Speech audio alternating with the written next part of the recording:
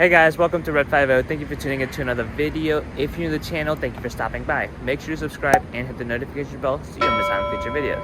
So in today's video, we've got 2020 Mustang Ecoboost with the 10-speed automatic transmission, and we're going to be testing the 0 to 60 on the Mustang Ecoboost Premium. This 2020 Mustang Ecoboost is equipped with the 2.3 turbocharged engine that makes 310 horsepower and 350 foot-pound of torque.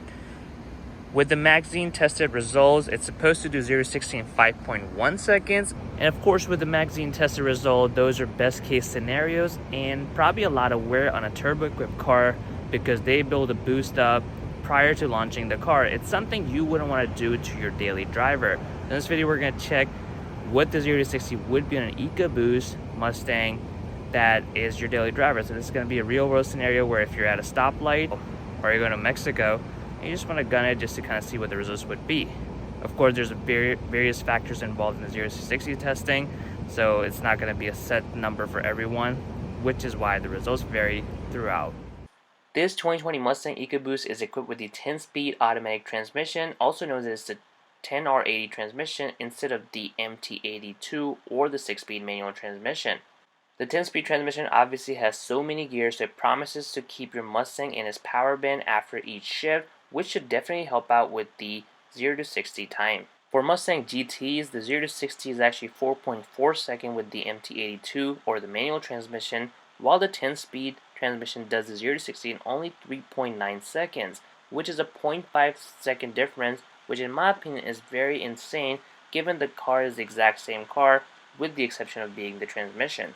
So I'm curious to see how much difference this 10-speed transmission is going to make on your 2020 Mustang Ecoboost 0 to 60 time, given for the GTs it's an insane amount of difference just because of the transmission. Now do keep in mind that there are various factors that affect the 0 to 60 time in any vehicle. 2020 Mustang Ecoboost is no different.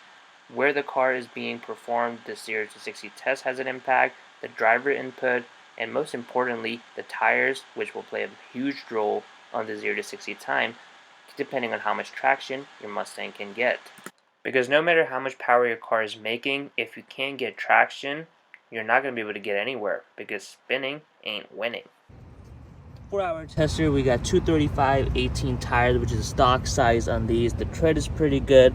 Not the best tires, they're pretty average, but I'm curious to see what the 0 to 60 would be. If the magazines are testing 5.1, I kind of want to say this should probably do at least high 5 or low 6. I want to say, if I'm not building the boost and just putting it in sport mode. Okay, so I'm going to go ahead and drive this car around and try to find a safe spot where I can do a 0 to 60 test on this 2020 Mustang Ecoboost equipped with the 10-speed automatic transmission. Okay, so it looks like I have found a spot. I think it should be fun to do it here. I'm going to go ahead and pull in and we'll go ahead and get started with our 0 to 60 test on our 2020 Mustang Ecoboost. Alright, let's get started.